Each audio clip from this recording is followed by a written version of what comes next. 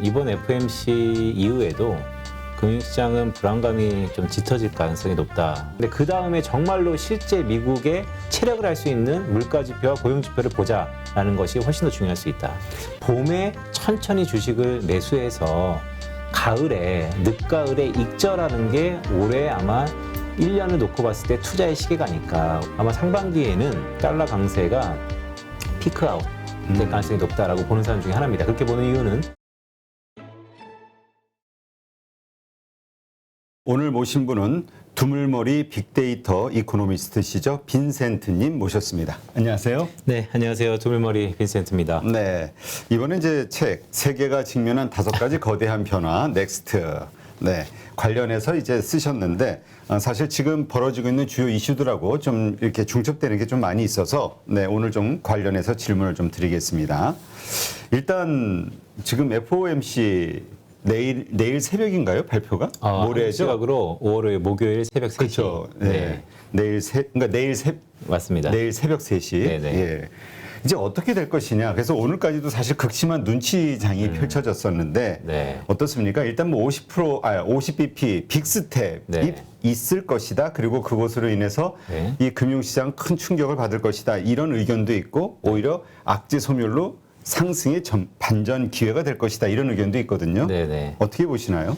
먼저 결론적으로 말씀드리면 이번 FOMC 이후에도 금융시장은 불안감이 좀 짙어질 가능성이 높다라고 보고 있습니다. 그렇게 보는 이유는 사실 그전에는 이렇게 FOMC를 앞두고서 악재가 대부분 반영됐었기 때문에 월가에서는 페드 드래프트라는 얘기도 있어요. 그게 뭐냐면 아시는 것처럼 운전할 때 드래프트가 핸들을 꺾고 악셀을 가장 깊게 밟으면서 뒷바퀴가 미끄러지는 듯한 모습을 우리가 드래프트라고 그러는데 FOMC 바로 직전에 이러한 금융시장의 드래프트 같은 모습이 우리는 페드 드래프트다라고 해서 결론적으로 FOMC 이후에는 금융시장의 주가지수가 많이 오르더라라는 것으로 형용화된 멘트입니다. 하지만 이번에는 좀 다를 거다라는 말씀을 드리는 게 많이 선반영된 측면이 있지만 그럼에도 불구하고 빅스텝 이후에 자이언트 스텝이라는 75 베이스 포인트의 상승 가능성도 내재되어 있기 때문에 파월 의장의 어떠한 Q&A를 통해서 금융시장의 의사를 전달하는 거에 따라서 좀 다를 수 있다. 그래서 보통 같으면 이 정도면 많이 반영됐기 때문에 이제는 악재 반영, 향후 반등을 보일 수 있겠지만 이번엔 좀 다를 것 같다는 말씀을 드리면서 몇 개 자료를 좀 갖고 왔거든요. 보시면 이 화면 보시면요. 이게 현재 금리 선물 시장에 반영된 이번 5월 FOMC에서의 확률이에요. 보시면 현재 25에서 50%, 그러니까 0.25에서 0.5%가 현재 금리 수준이기 때문에 향후 50 베이스 포인트, 그러니까 0.5% 금리 인상 확률이 거진 100%입니다. 이렇기 때문에 50 베이스 포인트, 즉 빅스텝을 한다 하더라도 금융시장은 다 반영된 것이거든요. 그렇죠. 그런데 그 이면에 이게 중요해요. 보시면 결국 이번 5월 달에 QT를 시작할 것인가. QT라는 것은 이제 본격적으로 자산을 축소시키는 것이죠. 지난 3월 달 FOMC 의사록에서는 이미 논의가 시작됐고 만약에 시작된다면 이 제목에 보시는 것처럼 950억 달러까지도 우리가 염두하고 있다라는 게 연준의 현재 모습입니다. 따라서 이번에는 빅스텝 플러스 이 QT의 시작의 규모가 과연 어느 정도인가가 우리 금융시장의 향방을 가를 수 있는데 지금까지의 컨센서스를 놓고 보면 생각보다 녹록지 않다. 제 금융시장 입장에서는 좀 불안할 수 있는 소지도 상당 부분 반영돼 있다라는 취지에서 이번 5월 FOMC의 파월 의장이 어떤 멘트를 할지가 좀 중요하지만 그래도 이 다음 FOMC까지도 이런 불안감은 이어질 가능성이 높다라고 보고 있습니다. 우리는 지금 금리 인상, 빅스텝이라는 이름으로 금리 인상에만 초점을 맞추고 있는데 그 다음에 이 QT를 5월서부터 얼마로 할 것이냐. 그것도 이제 파월 의장이 얘기하겠죠. 그렇죠. 거기에 따라 달려 있다. 그렇죠. 근데 지금 따라 950억 불이라는 거는 한 달에. 네네. 네. 한 달에 950억 달러씩 감축한다는 속도가 1년으로 따지면 한 1조 넘게 이제 줄인다는 것이거든요.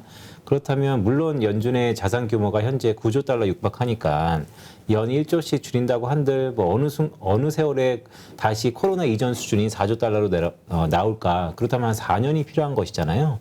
그렇기 때문에 이런 불안감들이 아직은 금융시장에 다 반영되지 않았다라고 보고 있어서 실제 이 자료화면 좀 보시면요. 블룸버그에서 일부 해외 이코노미스트들을 대상으로 설문조사를 한 것입니다. 왼쪽 차트는 이번에 QT를 하게 되면 그 형태가 어떻게 될까? 뭐 국채는 당연히 줄이는 거지만 이 모기지 채권까지도 어떻게 줄일까가 초미의 관심사인데요. 모기지 채권, 즉 MBS의 정상화가 과거처럼 재투자를 중단하는 형식으로 할 것이냐, 아니면 조기에 매각할 것이냐가 초미의 관심사입니다. 그런데 지금 대부분 이코노미스트들이 이번에는 조기에 매각할 가능성이 높다라는 것으로 컨센서스가 형성돼 있고요. 그렇다면 이 양적 긴축은 오히려 과거와는 2016년의 케이스하고는 달리 금융시장에는 좀 부담스러운 형국으로 나타날 수 있고, 실제 오른쪽 차트를 보시면 그럼 그 시기는 어떻게 될까라고 물어봤더니 기본적으로 2분기에 당장 이 매각의 이슈가 나타날 가능성도 현재 100명 중에 한 20명 정도는 손을 들고 있다. 그런 쪽에서 결부해 보면 이번에 QT의 시작도 부담스럽지만 그 형태도 과연 재투자를 중단할 것이냐, 아니면 재투자를 못 기다리고 조기에 더 빨리 줄일 것이냐가 아직은 나타나지 않기 때문에 이번 FOMC에서 그런 부분들이 시장에는 좀 부담스러울 수 있다라고 보고 있는 것이죠. 네.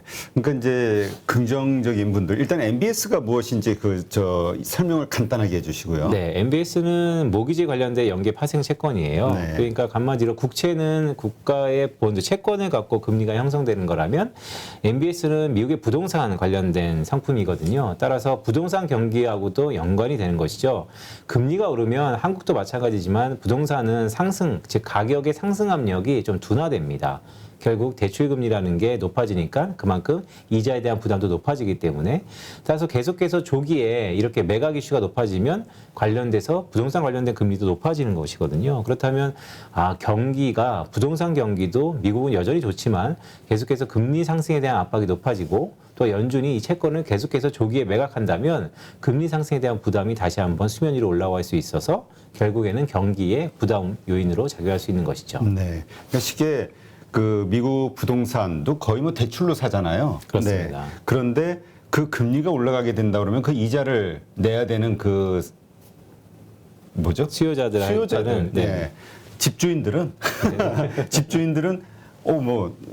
벌어가지고 그거 나가게 되면 이제 그만큼 쓸 돈이 없어지니까 한국하고 처한 상황이 비슷한 거죠. 맞습니다. 그래서 이제 그것이 또 경기 침체로 가고 이렇게 되지 않냐, 이러에 대한 걱정들이잖아요. 그렇죠. 근데 이것을 긍정적으로 보시는 분들은 저 채권을 이제 만기가 된 다음에 다시 이제 사들이는 방식으로 계속 이제 이게 돌렸는데 지금은 이제 그걸 안 사는 방식이라면 크게 시장에 충격은 없다, 이렇게 생각했는데 그보다 한 발 더 나갈 수도 있다. 이게 지금 불안감이라는 거죠. 그렇죠. 왜냐하면 과거 2015년, 16년에 이 QT를 했을 때는 다 만기가 있잖아요. 그럼 만기까지 충분히 기다렸다가 새로 재상환을 안 시켜주면서 자연스럽게 이 자산을 감축시켰는데, 이번에는 아시는 것처럼 워낙 2년 사이에 급격하게 자산 규모가 늘었으니까 그것을 기다리기에는 시간이 없다라는 측면이 하나 있고, 또한 국채와 달리 이 모기지는 대출의 이 만기가 적어도 30년, 15년 이렇게 깁니다. 따라서 지금부터 15년 동안 계속해서 기다릴 수는 없는 것이죠. 그렇기 때문에 이번에는 조기에 매각 이슈가 초미의 관심사이다라고 말씀드립니다. 네, 그러니까 그냥 만기가 되는 채권들을 더 이상 발행하지 않는 방식으로 QT를 하느냐, 아니면 중간에 매각을 해버리느냐, 이거에 따라서 또 충격이 달라질 수 있다. 그렇죠. 우리가 포인트를 거기다 보면 되겠군요. 근데 지금 시장의 걱정은 오케이 50bp 하든 6월 달에 75bp 당연하게 생각하는 분도 있고, 오히려 100bp 얘기하시는 분들도 있더라고요. 네네. 제로금리 한 번에 확 내린 것처럼 네네. 인플레이션이 안 잡히면 확 올릴 수밖에 없지 않냐. 그러니까 결국 인플레이션이 이런 것들을 통해서 잡히느냐, 5월 달에 어떤 그 발표를 통해서, 이게 핵심인 것 같은데 그렇게 상황이 쉽지는 않은 것 같아요. 말씀 주셨던 것처럼 결국 이러한 불안감의 근저에는 미국의 물가의 향방에 대해서 우리가 초미의 관심사다라고 할 수 있고, 또 그런 부분들의 전망이 좀 들어가야 되는데요. 제가 차트를 하나 준비했는데요. 일단 왼쪽 차트를 보시면 지난주 금요일 날 미국의 1분기 성장률이 생각보다 역성장으로 나오면서 금융시장을 크게 흔들었었지만, 그와 같이 발표된 지표 중에 하나가 코어 PC라는 게 있습니다. 핵심 소비 지출 물가인데요. 이게 살짝 고개를 내렸어요. 그렇다면 이게 농산물이라든지 석유를 제외한 핵심 물가 중에 특히 미국은 소비 경제가 크기 때문에 소비 중심의 물가라는 측면에서 매우 중요한 지표인데 이게 고개를 살짝 내렸다는 것은 뭐냐면 진짜 미국의 물가가 정점 아닌가? 그렇다면 미국의 물가만 수준은 높지만 피크 아웃, 즉 정점 찍고 내려온다면 지금은 연준이 이렇게 빠르게 뭐 긴축이라든지 아니면 빅스텝이라든지 자이언트 스텝까지도 거론을 하고 있지만 이게 마지막일 수 있다라고 보시는 일부 사람들도 있습니다. 그런 부분들도 물가의 향방에 따라서 결정이 될 거고요. 하지만 이 물가 수준이라는 게 두 가지가 있습니다. 하나는 정말 피크아웃이 될 거냐. 한 달짜리가 고개를 내렸다고 아직은 확증 짓기에는 아직은 좀 시기상조다라는 게 첫 번째 있고요. 따라서 2, 3개월짜리의 물가의 향후 향방을 우리가 주목할 필요가 있고 두 번째는 피크를 찍고 내려온다 하더라도 과거처럼 2% 밑으로 언제 내려올 것이냐. 근데 지금 모든 전망들을 갖다 보면 아마 그게 올해랑 내년까지 하더라도 2% 밑으로 내려올 수 없을 것 같다라는 전망이 대부분 대세예요. 저도 그렇게 보고 있고 그렇기 때문에 말씀드렸던 것처럼 미국의 물가의 피크아웃도 중요하지만 그 피크아웃 수준의 레벨이 과연 코로나 이전으로 돌아갈 것이냐 저는 돌아가기에는 좀 힘들다라는 측면을 갖고 있기 때문에 이번 5월 FOMC뿐만 아니고 다음번 FOMC까지도 이러한 불안감들은 어느 정도 이어질 개연성이 높다라고 보는 것이죠. 옐런 장관이죠. 네. 옐런 장관 같은 경우도 스태그플레이션에 대해서는 걱정할 필요 없다. 뭐 그리고 물가는 정점을 지나고 그런 식으로 이제 시장을 안심시키는 말을 했잖아요. 네. 연준 의장도 수시로 나와서 물론 이제 말이 좀 바뀌긴 했으나 어쨌건 이건 공급단의 문제이기 때문에 네. 물류의 문제이기 때문에 이렇게 될 수 있어. 네. 이렇게 이제 얘기를 하고 있고 시장을 안심시키는. 근데 지금 지표만 보면은 사실 그 말을 믿기에는 좀 어렵지 않냐 이 말씀으로 들리거든요. 그러니까 좀 높죠. 좀 높다는 게 하나 있고 이 차트 오른쪽 차트에 보시면 미국의 물가를 좀 더 세분하게 봤어요. 내구재, 그다음에 비내구재 서비스 가격입니다.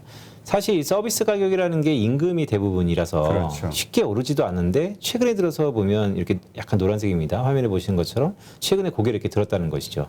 이 서비스 가격이 한번 이렇게 오르면 하방 경직성이라는 게 있어서 잘 내려오지도 않아요. 그래서 그렇죠. 이런 부분 때문에 물가가 본격적으로 오를 거다. 더구나서 이 본격적인 물가 상승이 경기를 잡아먹을 거다라는 우려감이 있는 반면 또 한편으로 보면 이 내구재라든지 비내구재, 특히 이 내구재가 미국의 자동차라고 보시면 되는데요. 보통 중고차 가격이죠. 이 자동차 가격이 드디어 고개를 내리고 있다는 게 좀 긍정적인 신호입니다. 그래서 지표를 그냥 팩트로 놓고 보면 예전보다 불안한 측면도 있고 예전보다 긍정적으로 보는 시각도 있는데 저는 이거 갖고 아직까지 단언하기는 좀 힘들기 때문에 적어도 시기상조, 즉 5월달 FOMC에서 이렇게 나왔다 그래서 이제는 악재에 다 반영, 이제는 긍정적일 수밖에 없다라고 보기에는 아직은 좀 시기상조다라고 보고 있는 거죠. 네. 그래서 어떤 분들은 또 그 파월 의장의 내일 아침, 그러니까 5일 네. 새벽에 그 파월 의장의 이야기보다 11일인가요? 미국 소비자 물가지수 네, 네. 발표되는 날. 맞습니다. 그게 더 중요하다라고 네. 얘기하는 분도 있더라고요. 그게 더 중요한 이유는 과연 5월달 FOMC는 사실 소문난 잔치일 가능성이 있어요. 뭐냐면 이미 금융시장의 대부분 어떤 행태를 보일지가 반영돼 있고 파월 의장의 몇 가지 Q&A가 좀 중요한데 그럼에도 불구하고 최근에 연준의 스탠스를 쭉 보면 괜찮습니다. 물가를 잡기 위해서 우리가 빅스텝을 하는 거지만 경기는 괜찮을 겁니다. 라고 얘기를 할 가능성이 높기 때문에 금융시장은 그에 대해서 과연 반만 믿을지 아니면 다 믿을지는 모르겠어요. 지난 3월 FOMC 이후에는 주가가 좋았어요. 왜냐하면 파월 의장이 경기는 괜찮다라는 것을 많이 믿었거든요. 그런데 벌써 6주가 흘렀는데 지금은 파월 의장이 미국 경기 괜찮다고 했는데 근데 지난주에 미국 1분기 GDP가 마이너스를 찍었습니다. 마이너스 나왔죠. 물론 세부적으로 보면 소비는 여전히 탄탄해서 괜찮다는 시각도 있지만 어쨌든 얘기가 좀 달라지는 것입니다. 이번에 또 그렇게 얘기하면 양치기 소년 비슷한 느낌도 시장은 해석을 할 겁니다. 따라서 이번에 역시 파월 의장이 그렇게 얘기한다 하더라도 이 다음 스텝은 어떨까? 지금 6월 FOMC에서 초미의 관심사가 나타나는 것이죠. 그런데 대표님 말씀하셨던 것처럼 6월 FOMC의 가장 근간이 되는 지표가 이번 주 금요일하고 다음 주에 발표되는데 그게 이번 주 금요일에 있을 고용지표와 다음 주에 있을 물가지표라는 것이죠. 그래서 이번 파월 의장의 물론 좋게 얘기하겠지. 근데 그 다음에 정말로 실제 미국의 체력을 할 수 있는 물가지표와 고용지표를 보자. 라는 것이 훨씬 더 중요할 수 있다. 그렇다면 지금 6월 달도 이제 불안한 거잖아요. 네. 이제 우리가 이제까지는 5월. 그러니까 이게 어떻게 보면은 계속 폭탄 돌리기 같아. 지연되는 4월 달에는 5월 네. 달이 되면 좋아지겠지. 요거 발표도 악재 소멸되겠지. 그러고 버티다가 또 5월 되면 6월 달이 또 힘들어질 거야. 이러다가 이제 또 네네. 계속 이렇게 그러니까 이 투자자 입장에서 이러한 상황을 바탕으로 어떻게 대응을 해야 될 것이냐 이게 좀 사실 가장 큰 문제잖아요. 6월 달에 FOMC에서도 뭐 75bp 뭐 빅스텝 오히려 네네. 갈수록 더 심해지니까 네네. 이런 걸 예상하니까 네네. 그러다 보니까 이 투자자의 관점에서 주식시장을 떠나 있는 게 나냐 아니면 그냥 들고 가만히 있어야 되냐 혹은 또 이게 저가 매수로 변동성이 있을 때 급락할 때 사야 되냐 헷갈린단 말이죠. 이거를 판단하기 위해서 어떻게 해야 될까요?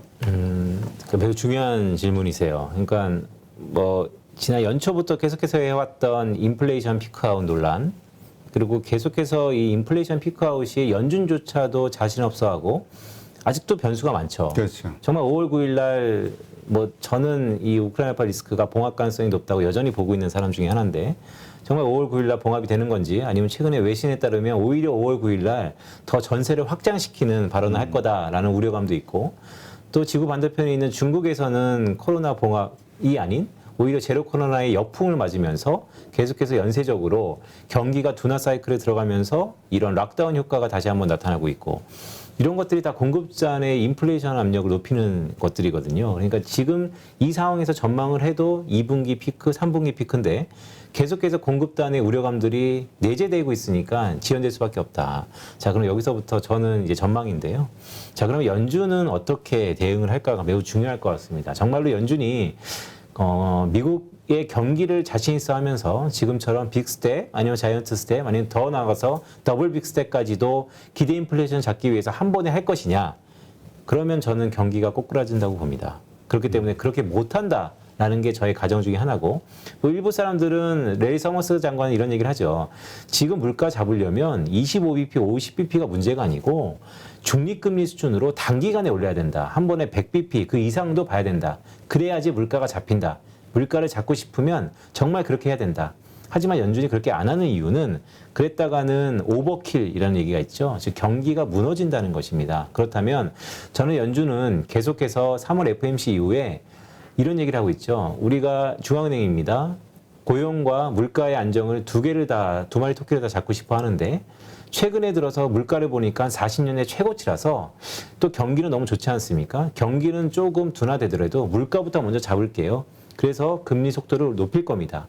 그게 3월 FOMC에서의 금리 첫 단추를 눌렀던 멘트였고 이번에는 그 속도를 좀 더 높일 겁니다라고 하는 게 5월 FOMC일 겁니다. 그러면 이런 스탠스가 언제까지 갈까? 그렇죠. 저는 상반기가 맥스일 거다.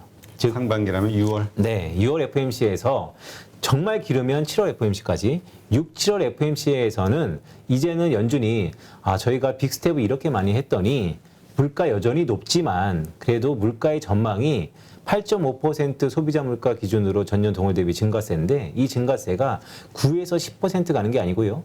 8.5에서 7, 6으로 내려올 가능성이 훨씬 높아졌다는 것을 연준이 확인해서 이제는 금리 상승 속도를 좀 줄일 겁니다. 라는 멘트가 나올 겁니다. 그때가 마음 편하게 위험 자산을 살 때죠. 그런데 그러면 그거 기다리고 사면 되겠네. 그런데 그러면 좀 늦을 수 있다는 게 다 오르고 난 다음에 또 끝물에 맞습니다. 들어갈 수 있으니. 네, 그래서 약간의 리스크를 지자면 지금 가격이 워낙 싸졌잖아요.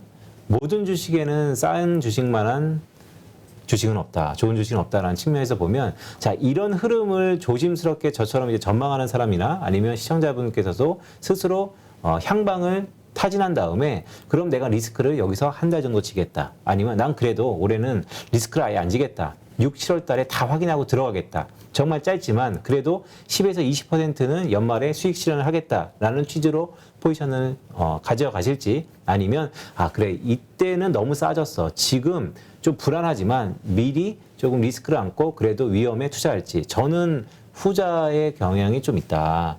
후자 리스크를 가능성. 감당하더라도 네. 지금은 싸니까 네네. 싸게 사야 될 때다. 그렇습니다. 그래서 왜냐하면 많이 반영이 된 측면도 있고 앞으로 불안감도 있지만 그래도 우리가 어느 정도 확인하는 수순이 남아있기 때문에 저는 저번에 파이오 여기 나와서도 말씀드렸던 게 봄에 천천히 주식을 매수해서 가을에 늦가을에 익절하는 게 올해 아마 1년을 놓고 봤을 때 투자의 시기가 아닐까. 올해의 투자는 연말까지 가져가서는 상당히 좀 힘들 수 있다라는 말씀을 드리는 게 지금 연준이 얘기하는 되게 샘물과 같은 거 아닙니까? 어느 한쪽을 잡으면 어느 한쪽이 잡혀지느냐, 그거는 또 안 잡혀질 수 있다는 것이죠. 즉 경기라는 측면에서. 그래서 저는 올해 연말 연초에 미국의 경기 침체 가능성이 높다라는 것을 가정을 깔고 있기 때문에 그 전에 익절을 한번 하려면 주식을 사야 되지 않습니까? 그러면 지금 지금 같은 봄에 천천히 매수하는 것도 위험을 조금은 가지고 있지만 그래도 투자를 하려면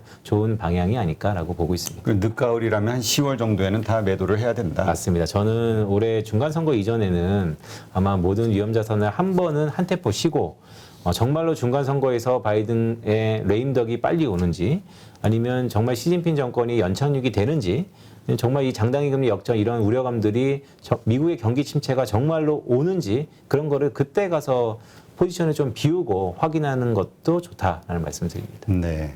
지금 외환시장, 지금 강달러 분위기. 왜냐면 그 미국은 금리 인상 이렇게 하고 있으니까. 맞습니다. 거기에다 우크라이나 전쟁으로 유럽 경제는 점점 어려우니 또 유로화는 약세를 보이고 있고 그러다 보니 강달러 현상이 더 세지고 이러한 것이 또 한국 시장에도 영향을 끼치면서 외국인 매도에 또 매수를 하지 않는 이유가 되기도 하잖아요. 이러한 것들.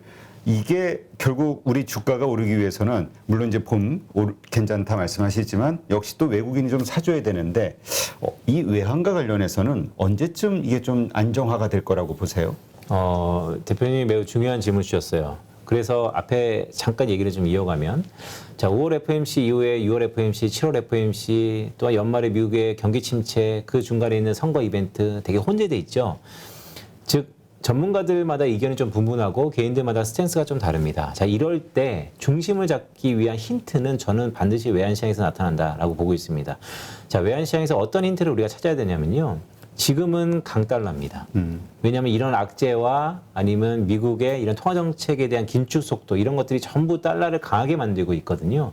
근데 세상에 영원한 건 없죠. 즉 외환시장이 가장 먼저 반영을 할 수밖에 없는 게 그만큼 큰 규모와 단기 자금들이 움직이기 때문입니다. 그런 의미에서 보면 외환시장에서의 악재가 빨리 반영되던가 아니면 외환시장이 큰 흐름, 달러 강세 흐름이 바뀔 때 그때가 아마 좀 더 빨리 위험을 갖고 주식을 살 타이밍이 아닌가라고 저는 보고 있는 것이죠. 그런 의미에서 보면 최근에 달러 강세 이유가 뭘까라고 쭉 봤을 때 말씀 주셨던 것처럼 달러 이면에는 유로화가 약하고 엔화가 약하고 최근에 유로화와 엔화를 보면 유로는 달러와 1대1 패리티 가능성이 높아지고 엔은 지금 130엔을 넘어서 달러 대비 연말에 150엔까지 지속되기에 약세일 거다라는 의견이 분분하고 자 이런 큰 거대 흐름들이 언제 바뀔까를 저희가 주목해야 되는데요. 저는 아마 상반기에는 달러 강세가 피크아웃 될 가능성이 높다라고 보는 사람 중에 하나입니다. 그렇게 보는 이유는 모두에 말씀드렸던 것처럼 연준도 역시 점차 가면 갈수록 지금처럼 금리를 빠르게 빅스텝으로 단추를 다시 한번 누르겠지만